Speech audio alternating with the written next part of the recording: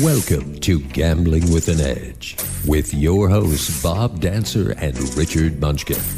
Bob Dancer is America's premier video poker writer and teacher.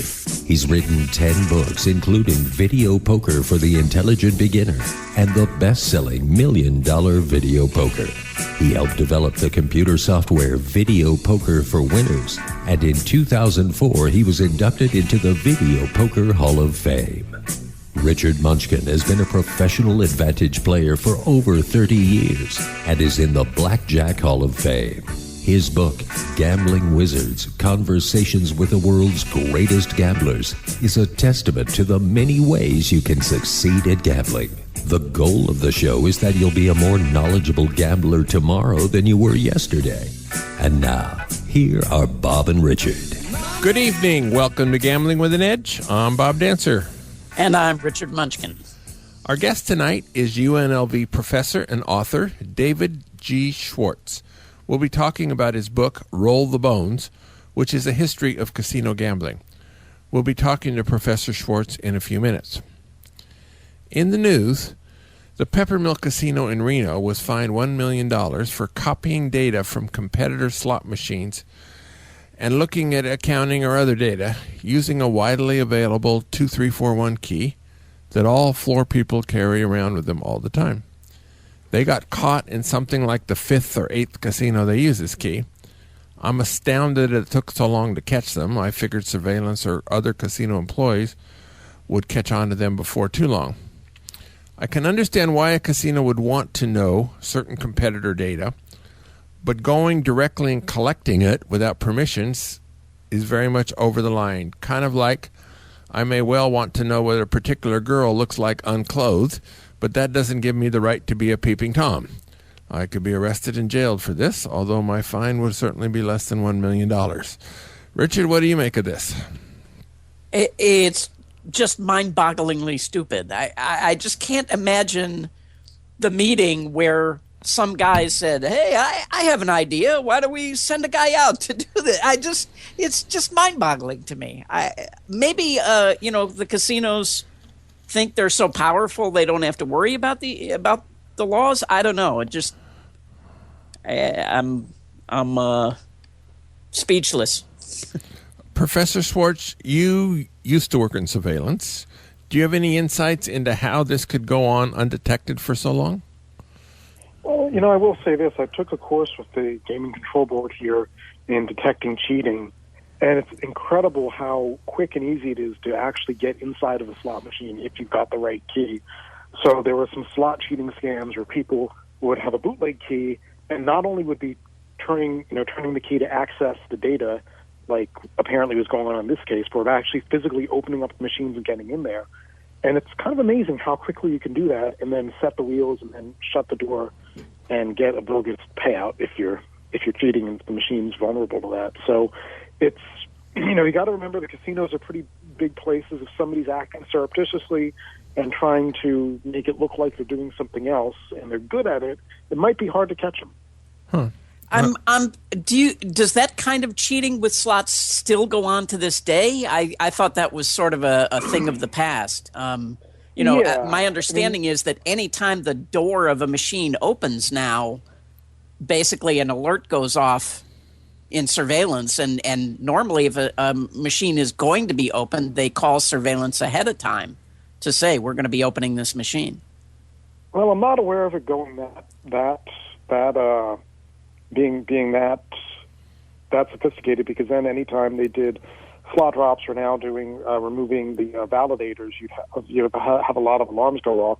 At minimum what happens is the candle on top lights up, which you would be able to see. Theoretically, if you're a security person walking around, you see that the candle's gone off, and you would want to look at that and see, well, is there an employee there or not?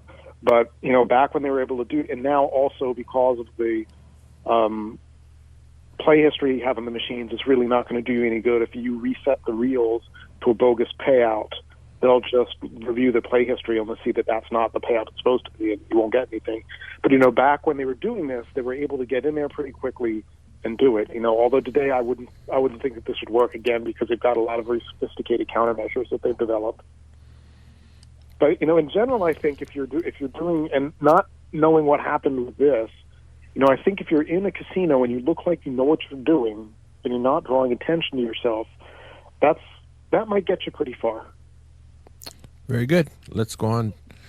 On last week's show, Richard was asking me about how to figure out a slot club at a certain unnamed casino in Southern California, which after the show he said was Pechanga, which is in Temecula, California, which is in the general San Diego area, furthest north and furthest west of those casinos in the San Diego area. Richard went online at VP Free and asked questions about Pechanga there. Did you get your questions satisfactorily answered, Richard? Yeah, actually I did. Not so much people posting on VP Free, but I received some emails from people who saw the posts, because sometimes this information is not something you want to post on an open forum. So it turned out to be really valuable, actually. As it turns out, it doesn't look like it's worth me playing there, but that's valuable information to know. I found it very helpful. The people who emailed me, were very helpful indeed. So, it's. I haven't found a place. I just wish I lived closer to a casino, so I could try to explore more in depth some of these things with video poker. Yeah, I read the answers, and you didn't get precise answers to your question, partly because casinos don't publish exact requirements. It's rare to have a slot system that tells you if you play a specific amount, say $15,000 coin in, that you'll get a free show ticket. The systems are usually far more nuanced than that, and it depends on the theoretical, the particular machine. It depends on whether you won or lost. Sometimes it matters whether you're local or an out-of-towner.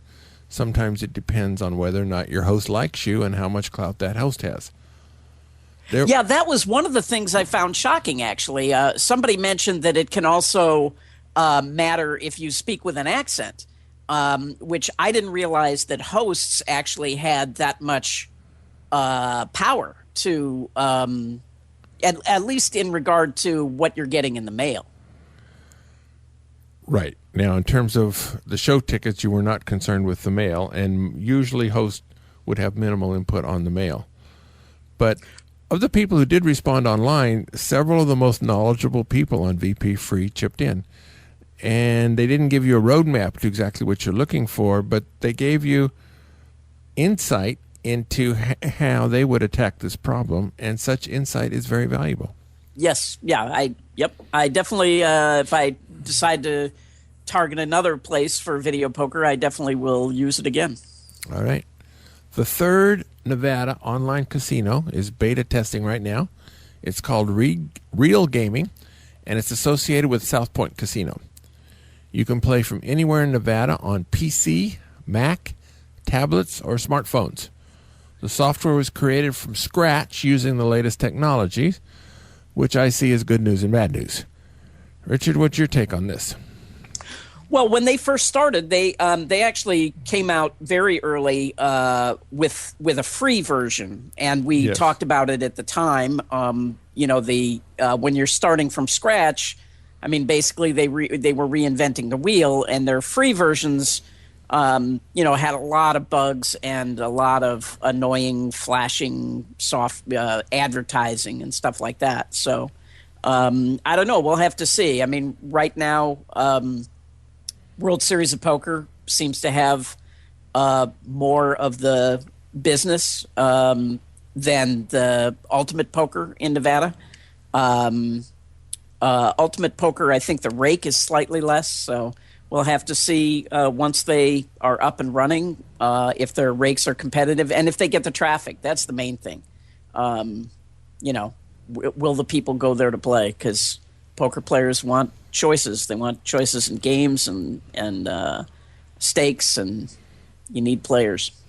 And Economics 101 says the more sellers there are in the market, then the price is going to go down, and so the rakes overall will go down with more sites out there. All right, let's talk to our guest, Professor David G. Schwartz, Director of the Center for Gaming Research at the University of Nevada, Las Vegas. In addition, he's a writer, speaker, and consultant. His PhD is in history, and most of his writings are related to the history of gambling. We spoke to Professor Schwartz a few months ago on this show about his book, Grandissimo, The First Emperor of Las Vegas, How Jay Sarno Won a Casino Empire, Lost It, and Inspired Modern Las Vegas. Tonight, we're going to be talking to him about his book, Roll the Bones, The History of Gambling. Professor Schwartz, welcome to Gambling with an Edge. Thanks for having me on, guys. Well, you're welcome. Glad you're here. In a few minutes, tell us how gambling today in America is different from gambling in the 19th century in Europe. Well, the first way it's different is that it's much more widespread. For a big chunk of the 19th century, pretty much the only place you could gamble in Europe was Monte Carlo. So today, there is a lot more availability for all different kinds of gambling. You didn't have a lot of lotteries in Europe at that time either. Most countries had outlawed them. And you definitely didn't have slot machines, which is the other big thing, which leads to the second thing, which is the kinds of games are different.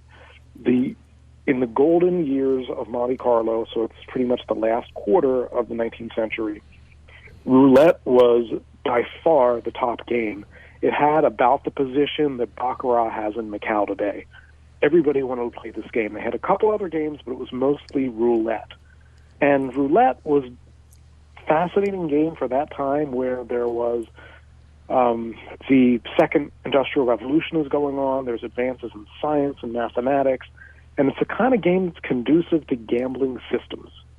So trying to figure out how to bet in a way that's going to help you win. And it's not skill play the way that you guys would do it, where you're trying to exploit the game itself. And probably exploit's the wrong word, but you're trying to get an edge in the game itself. It's really trying to figure out how to bet. And a lot of it was related to mathematical principles that have since been debunked. So there was a lot of different systems that people developed, doubling up every time you win, doubling up every time you lose, doubling up every third time you lose. There was all kinds of systems that people tried out. And the thing about the systems that they were just figuring out then, but I think a lot of people know now, is that in the short term you can be successful. As I'm sure all of your listeners know, it's in gambling, the law of large numbers is a very important thing. Over time, you're going to tend to gravitate towards that. House edge, there's going to be that regression of the mean, but in the short run, there's a lot of volatility. So these people developed systems. They won a couple times, and then they made a lot more money selling the system than they did playing after that. So I think that's the big difference, is the kind of games that they played, which was mostly roulette, and the fact that it was so really confined to this one place. Those are really the big differences. But the very first casinos were a couple of hundred years before that, right, in Italy? Yes. Yeah, 1638. One of the things I found fascinating in the book, actually, was that you had to wear masks. You had to wear a mask to enter the casino. Yeah, it's a very strange thing. Originally, the casinos were only open during Carnival, during that season, so I guess the masks made some sense there, but it was really the idea that gambling was something that was shameful, and everybody agreed that it was fun, but you wouldn't want anybody to see you doing it, so you had to wear a mask to go into a casino. Now, today, of course, we know that if you go into a casino, you're almost certainly, with a mask, you're almost certainly going to be asked to remove it or removed from the premises because of crime risks and that sort of thing. So you can't wear a mask. It's kind of funny how that's flipped in our culture, where once was that you had to hide yourself from gambling, and now you're not allowed to hide yourself from gambling. Yeah, I think a lot of our listeners would like to be able to wear a mask in the casino. Yeah, and I know a lot of the skill players traditionally have come pretty close. So that is kind of funny how that's changed. Now, in addition to players want to disguise what they're doing, gambling in the United States has been intimately connected with criminal activities since it started. Players could not expect to get a fair shake, whether a lot of professional gamblers were cheats, plain and simple. Often the casinos themselves participated in the cheating. In Las Vegas itself, organized crime has played a major role in our history. Today, casinos largely deal fair games, peppermint scandal notwithstanding. How did you see this transformation take place? A lot of it happens because of legalizing casinos. So let's imagine that you're running an illegal gambling den back in 1870 in New York City. Okay. If you run, the big game is Faro, which has a pretty small house edge. You guys maybe know it. I think it's something like 0.5% is the house edge in Faro. So it's a pretty razor thin game. If you're going to be banking a game, Faro is not a one that's going to give you a really big margin. So it's already pretty narrow. Build into that the fact that you've got to keep your bankroll because you have a lot of players coming in and they could have a lot of money. So you've got to have a nice bankroll to back you up.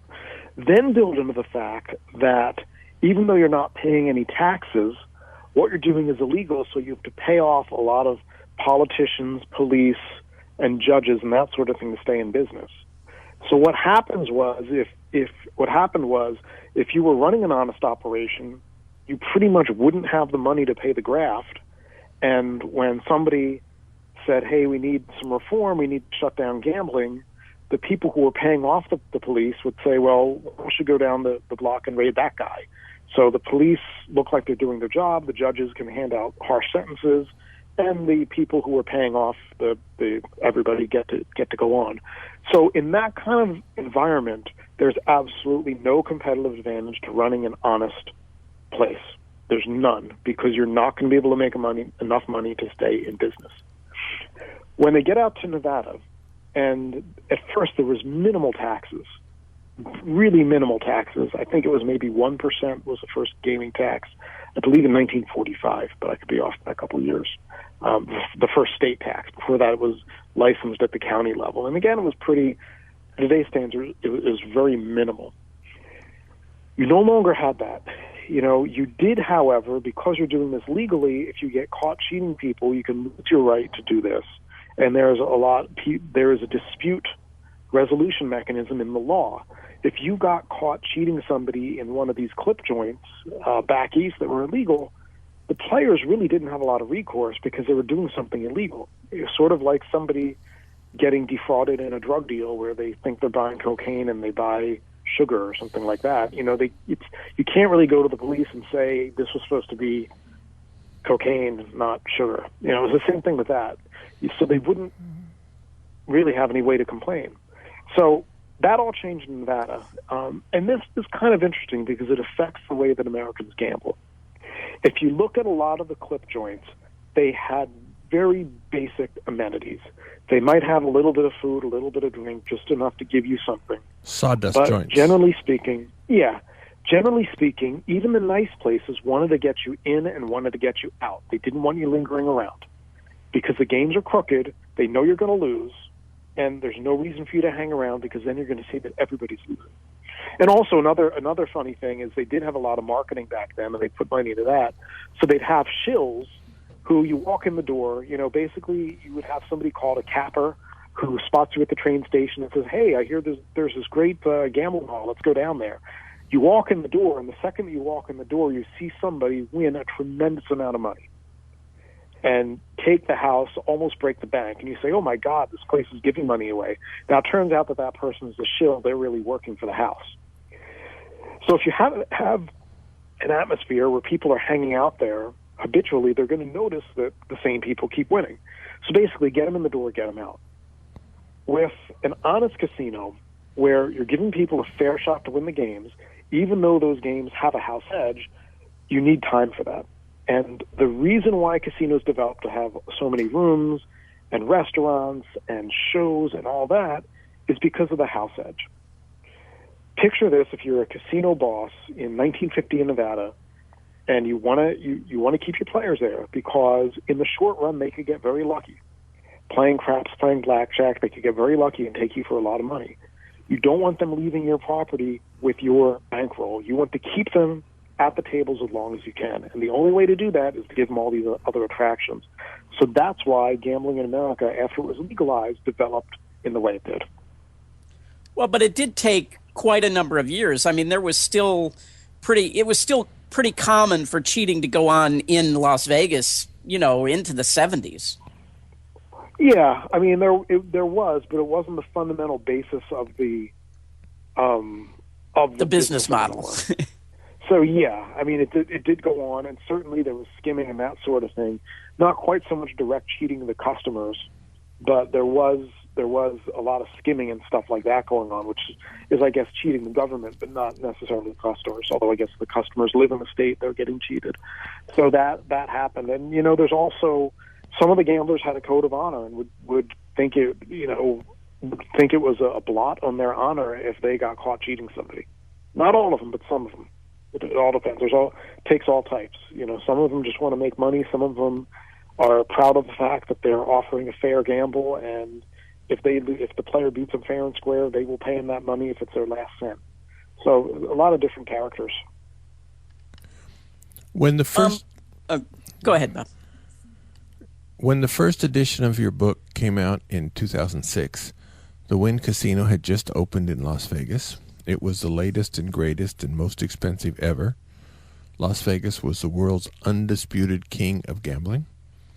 When the second edition came out 7 years later, there had been a recession. Las Vegas has been surpassed by Macau by a large margin and will soon be surpassed again by Singapore in terms of gambling revenue.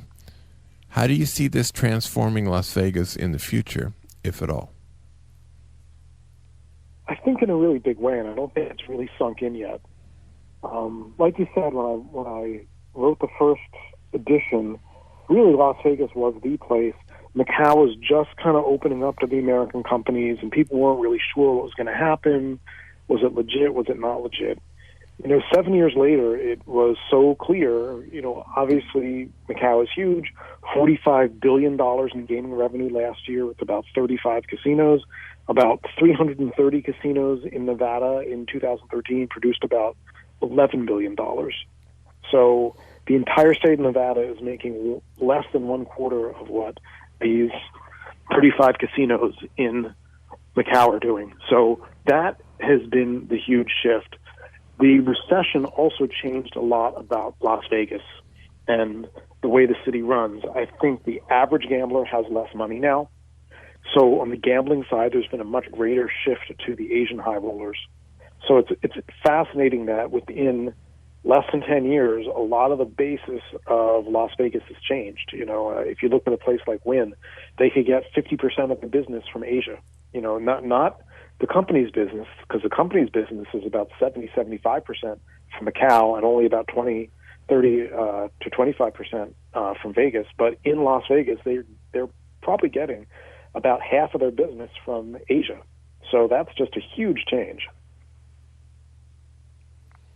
I was interested. One of the things I found interesting in the book was this guy Blanc, and his approach. I mean, can you talk about him? I mean, basically he took over the business, right? I mean, he basically owned the gambling business, and the way he did it was by lowering the house edge. Yeah, it's really, really fascinating. So him and his brother started off as somewhat shady people. They were involved in this stock swindling scheme, but managed to get out of that and decided to reinvent themselves and bought one of the gambling concessions in a place called Bad Homburg, which was one of the many spa towns of gambling, and made a pretty good show of it and became really the top gaming operators of the day, because what they did is originally roulette had 2 zeros and they removed one of them and basically cut the house edge in half. And, today you'd call that, I guess, running a successful retail business, because even though they, of course, made less money directly from the customers, you had more of them coming. So, and this is really a tension that you still see in the casinos today, Some executives think that you want to give players the best deal they possibly can get, and you can win on that, and they'll advertise loosest slots. Others believe that that the players would be satisfied to play a machine with a 12% hold, and if you give it to them with 6% hold, you're just basically giving money away, and you're not going to see that money again. So it's two different ways of looking at the business, I think. And Francois Blanc really looked at it as, I want to give people a good gamble, and in the end, the house edge is going to take care of me. And he had, the greatest sayings of all time that any casino operator could have. Of course, blanc means white in French, and he said, sometimes red wins, sometimes black wins, but in the end, white always wins. So he knew how the gambling business should work. And I think that's what most players would ask of an honest operator is, give me a fair chance. I'm not saying to give me a game with a positive expectation, but at least give me a chance, and we'll see what happens. I don't know. Do you think that's true? Yeah, I mean, it just seems that whenever somebody does this, they end up making a lot of money, but for some reason, the casinos just can't seem to learn this lesson. I mean, when Bill Zender had the Aladdin, he loosened all the games, and they had the best hold of any casino on the Strip. But yeah, I don't get why they can't get that through their head. And this was 200 years ago, right? That he was running his casinos. Oh, yeah. It was about the last quarter of the 19th century. So yeah, it's really interesting that you can see historically a lot of things that people might try and say, well, this is totally new. People have been doing for a long time, and it's either been forgotten or just somebody's gone on and done something else. But yeah. So when he started, there was a bunch of different places where you could gamble in Europe, a bunch of different spa towns in Germany and France, and they gradually all dried up. So originally he was competing in price. He was farsighted enough to take a look at Monte Carlo, which at the time that he looked at it was absolutely nothing, but said, well, hey, this is in this independent principality of Monaco. At the time he was French. The places where the casinos were in what is now Germany, and relations between the French and the Germans were not so great in the last half of the 19th century, especially after the Franco-Prussian War in 1870, when France got really beaten quite badly. And he could see that, well, if the Prussians get their act together and decide to outlaw gambling, which is mostly run by the French, were in trouble. So he kind of gave himself a safety valve, gave himself an out in Monaco, and was able to build that business up before German gambling closed down completely, which was about 1873, give or take, a little after the end of the Franco-Prussian War. So he was really able to kind of see the future there, which is interesting. If you look at the operators today, you look at people like Steve Wynn, Sheldon Adelson, MGM going into Macau, and you can see how the similarities, where they're very successful in one market, and they just see a little glimmer of what the future could bring, and they go to another market, and it ends up being for the best.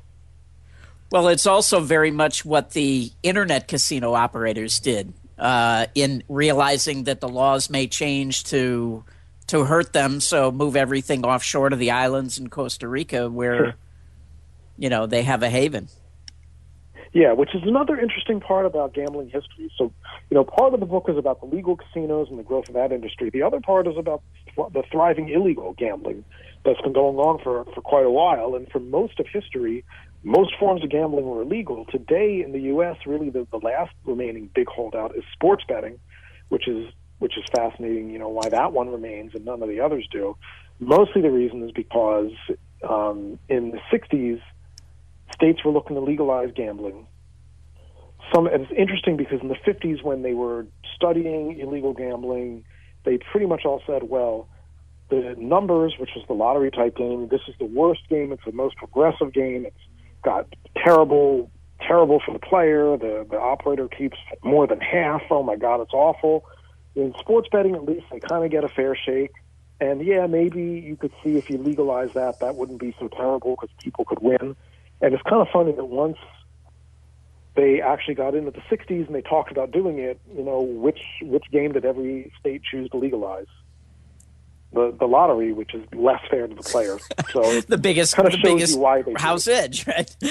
Oh yeah, it's huge. So it kind of shows you when they finally got around to talking about, well, what do we need? We need money for the state. What are we going to do? It wasn't, well, we'll legalize sports betting, which is popular with people and which has a low house edge. And in fact, if things go badly, the house can lose. it was, well, the lottery's pretty much guaranteed, and we don't really care if it might be regressive, but it's a guaranteed source of revenue. It's kind of interesting, and you could see in the 60s and 70s this debate going on, and lotteries won out. So that's why sports betting is still not legal in most states today.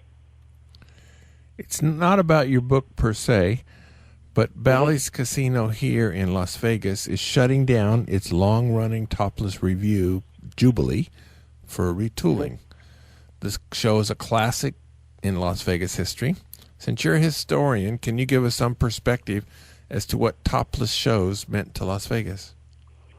I think they were very big. If you go back to the late 50s, when they brought them over from France, it was considered so scandalous for a woman to dance topless that they couldn't find American dancers. They had to hire dancers from France because they supposedly couldn't find American women who would do this, would dance in public without their tops on. Since then, in the 50, 60 years since then, I think the culture has changed a lot. If you want to see naked women, or for that matter, naked men, it's really not that difficult to do that if you've got an internet connection, at the very least. Or even live and anywhere in the country. Yeah. I mean, there's that too. You've got actual strip clubs where they're bumping and grinding and lap dances and all that kind of stuff. So it's a much different culture now. But when they brought this out to Las Vegas, this was really unprecedented in the U.S. The fact that you'd have these bare-breasted women in the theater dancing around. And I think it really kind of was something new, something original. It also helped Las Vegas to brand itself, where you could you could see showgirls in other cities, but it wasn't quite like what Vegas had, which was the Parisian style, as they called it euphemistically, review. So it was that. It's also really the start of doing entertainment in Las Vegas, which is more rationalized economically.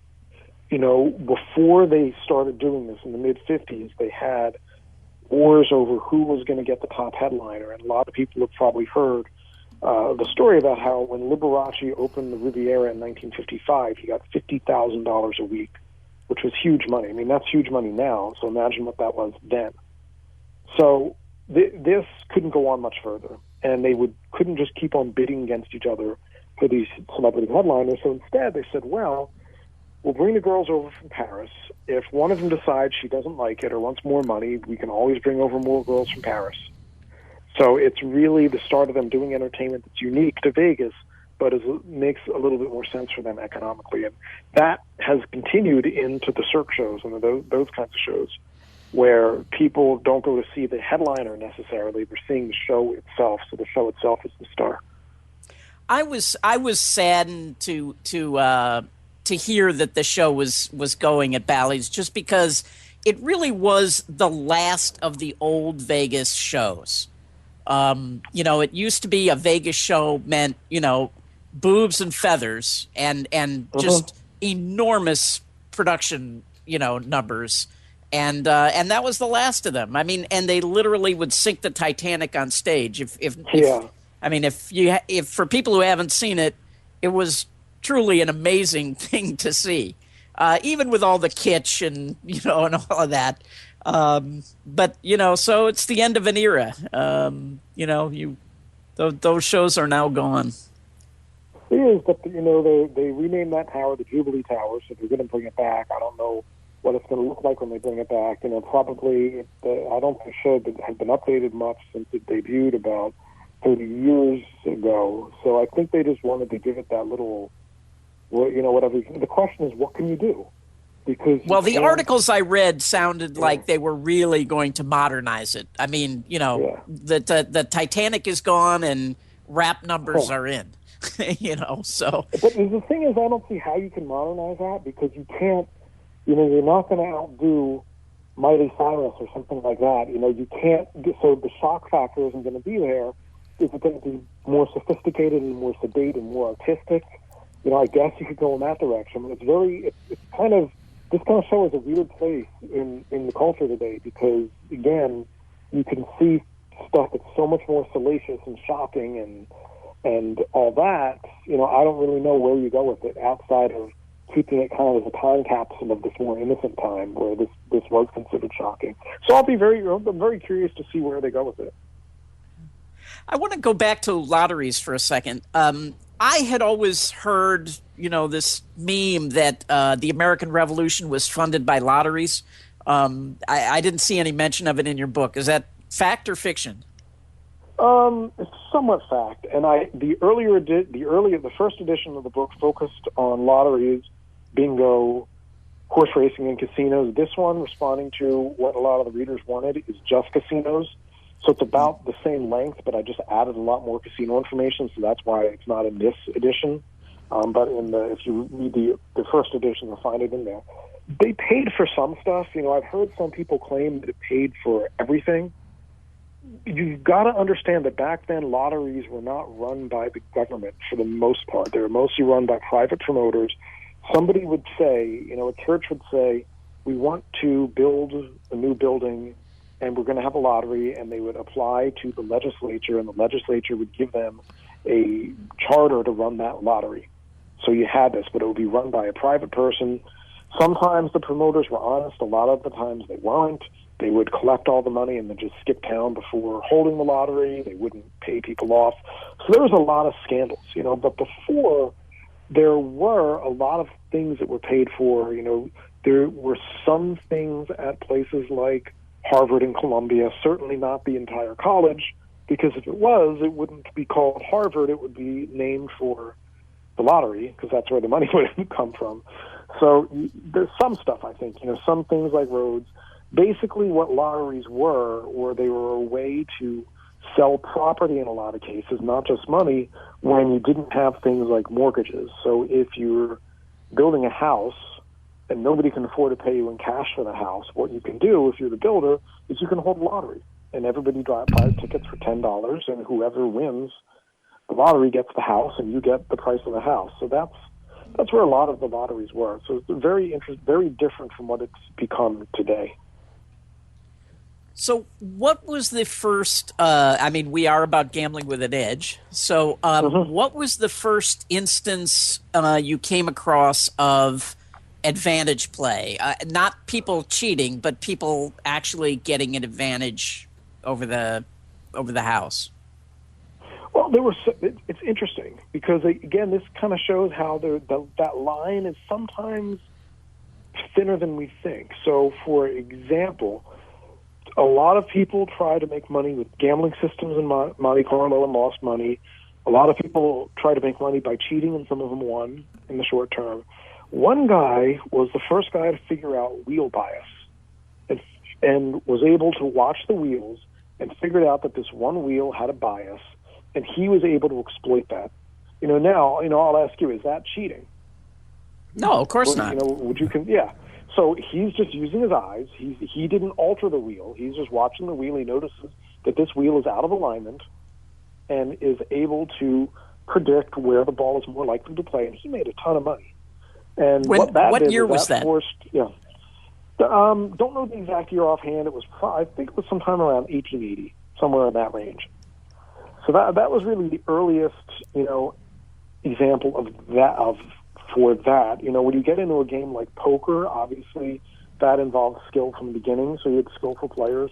But this was really the first place that I found where people used skill to win casino games. Now, if you go back, and I'll tell you what happened. After they figured it out, they first tried moving that wheel around, and he would go after the wheel and find it. Then eventually what they did was they would calibrate the wheels at the beginning of every day and spin them and make sure they were correctly balanced. So the earlier thing that you see, which isn't as well documented, Casanova, of course, who's notorious for lots of things besides just gambling, in his diary claimed that he was able to consistently make money at faro by using a betting system. And again, you know, is this really true? I don't know. It's not, you know, I wouldn't classify that as skill because it's just a money management system. And I don't think he was able to actually get a positive expectation in the game. I think he just got lucky. and probably quit when he was ahead more than letting himself get sucked in. But I think that what happened with the wheel bias in Monte Carlo was the first modern example of that. Well, there's always been acting with more information on contests between people, whether it was or horse racing or boxing, wrestling, boxing, those type of things, where people would use inside information to gain an edge. And so I don't know that this is particularly casino gambling, but it is definitely gambling, and it's definitely an edge, and that's been going on for probably back to Damien Pythias. I don't know. Oh yeah, and you do see that pretty much everywhere, and that's really where handicapping came from. Some people were able to judge these things better than other people, and they made money taking bets and becoming handicappers. There was something in the book about a Greek syndicate like 100 years ago who was supposedly making money counting cards at Baccarat, which I'm skeptical of. But can you talk about what they were doing? That was part of it, and the interesting thing about this is that the Baccarat, as it was played in France at the time, is not the Baccarat that's played in Nevada. So it was chemin de fer, where the bank passes from player to player. So this group of guys got together, called the Greek Syndicate, and under the leadership of a guy named Nick the Greek Zographos, not Nick the Greek Dandalos, who was in America later on. So this was in France in the early 20th century. They pooled their money together and said, what we're going to do is we're going to take on anybody who wants to play Baccarat. Pretty much we're going to hold the bank at the casino. The casino just took a 5% cut of every pot. All right, they didn't care who won. So it was a lot more like a California card room than a Baccarat room. Oh, okay. And in chemin de fer, they had some options about whether they were drawing cards or not, right, on certain hands? So the way he could make money is that supposedly Nick the Greek had this photographic memory, would remember every single card ever dealt. And again, I am skeptical of being able to count cards, so to speak, in Baccarat, but it was a combination for them of money management, being able to outlast other people, and having a bigger bankroll. I think they had a bankroll of 50 million francs. So that will get you very far in a game where you're playing the banker side and you've got that small built-in edge against them. Even if you're paying that 5% commission to the house, that'll get you there. Also, because they weren't the house, because they were just players banking it, when the odds were against them, they could just give up and go. So that is what helped them. So when they were doing well, they could really grind it out because they had this big bankroll. When Nick the Greek thought things were going against them, he would just say, I'm not taking any more bets. So that's what made them successful. And again, we don't have the kind of documentation you would have today, but by all accounts, they did very well. Yeah, well, if they had discretion about whether to draw a card on totals of 4 or 5, things like that, which they may have had in chemin de fer, then I could see where an edge could be had from counting. Yeah, they did, and because in chemin de fer they're banking it, they're taking the cards. You're not bound by the house. They were not bound by the house rules. So it was a lot more. The game of Baccarat then was a lot more freewheeling than it is today. Where pretty much it's not really too much for the player to do except for pick one side. It's a lot more freewheeling. There was a lot. If you remember the original Casino Royale, and are you going to draw a card, Mr. Bond, and that sort of thing. There's a lot more of that element to it. Very good. Professor Schwartz, thank you. This is your second visit. We asked you last time if you were considering writing a history of Vegas itself. You've written lots of things in the general subject, but just a history of Vegas. Are you thinking of that, or are you in the middle of that, or how's it? Well, I'm interested in that. I'm kind of looking at a couple ideas for our next book, and that's definitely one of them. There's a lot of really interesting stories. I think that it's good to write the big history books like Roll the Bones, but it's also nice to write a book that's a story with a beginning, a middle, and an end. And people seem to really like that a lot, and that resonates with them. So I may write a couple of smaller books that are just a self-contained story, but definitely I'll be working on the big history of Vegas casinos for quite some time, and I think that I'll be very glad when I'm able to get that one done, because it's going to be a lot of research. I'm sure. Professor David Schwartz, thank you very much. It's very informative. We appreciate you taking the time to visit with us. Okay, thank you. All righty. Richard, what did you learn from the book, or what do you think our readers would learn from the book if they got it? Well, to me, one of the interesting things was these first advantage players, the bias roulette wheels. It's funny because it's exactly the same thing today. When somebody starts beating a wheel, they start switching them around in the casino and moving them around, and the skilled players can tell that it's been moved. I also thought it was interesting that you had to wear a mask. I just love that. Reminds me of that movie Eyes Wide Shut with Tom Cruise and Nicole Kidman.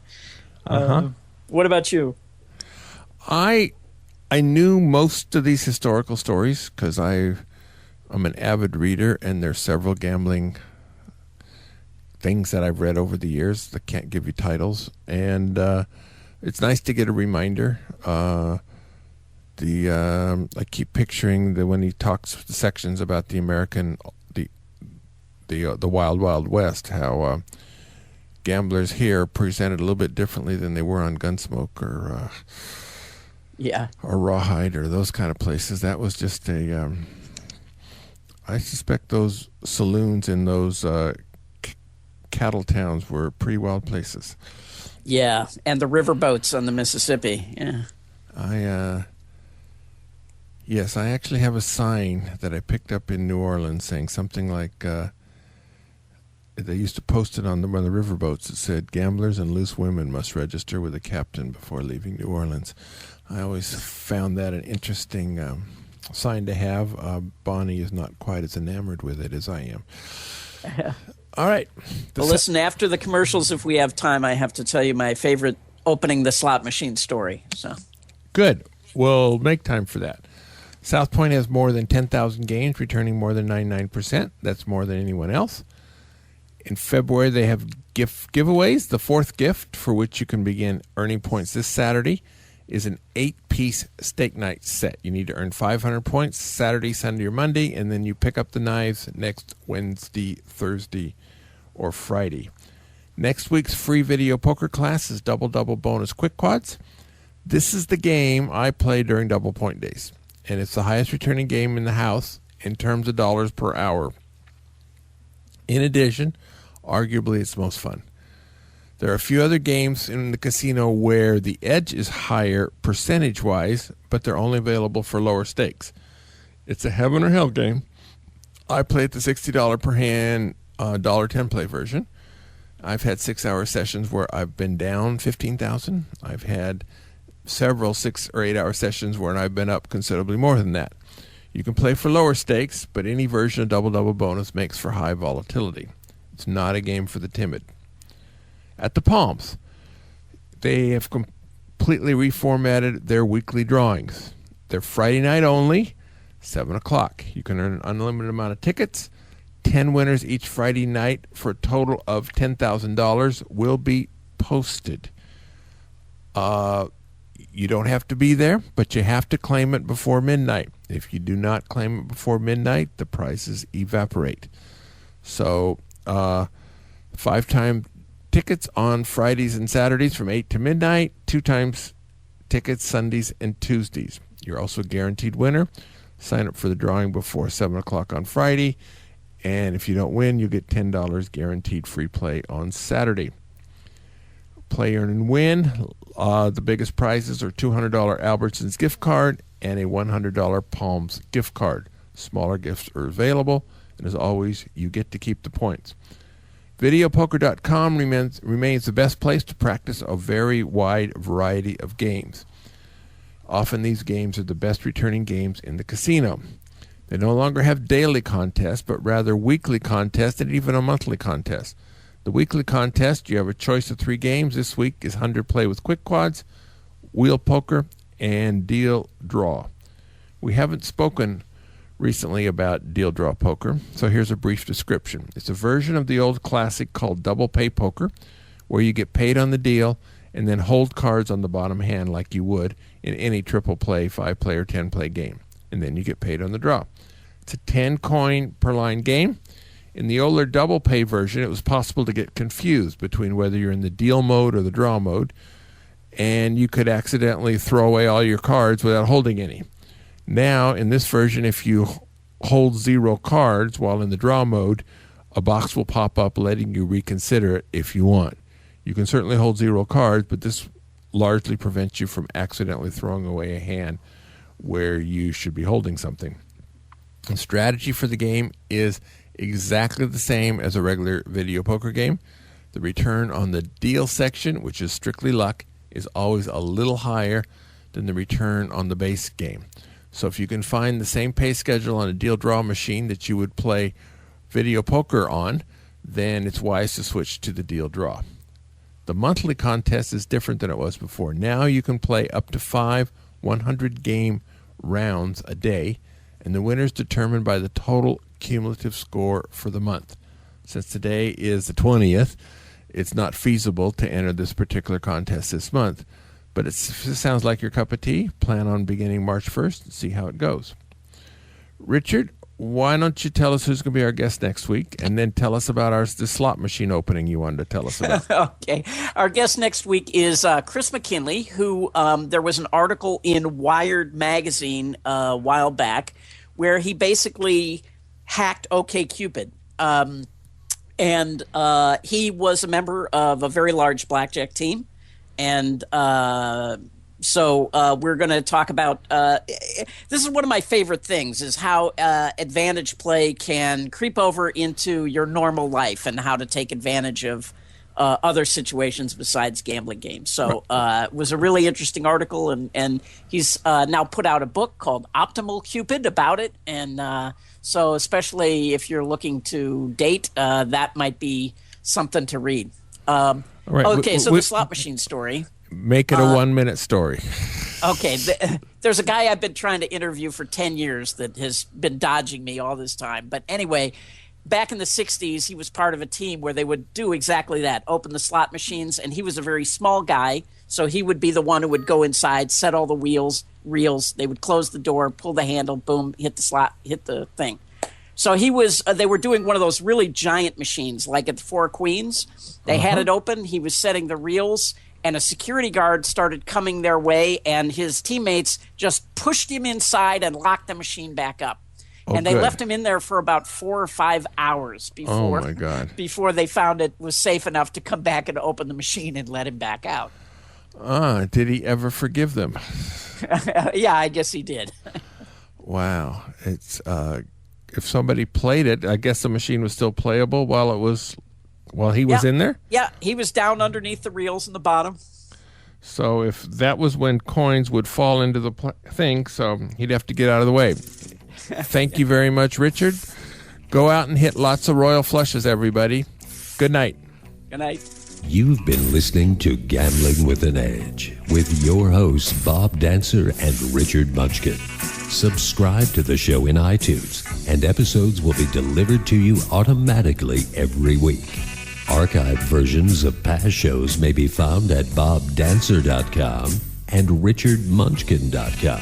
We welcome emails at gamblingwithanedge@gmail.com. Bob Dancer and Richard Munchkin are both available on Facebook and welcome your questions. The sponsors for the show are the South Point Hotel, Casino and Spa, the M Resort, the Palms Casino Resort, and the website videopoker.com. Join us again next week for another Gambling with an Edge.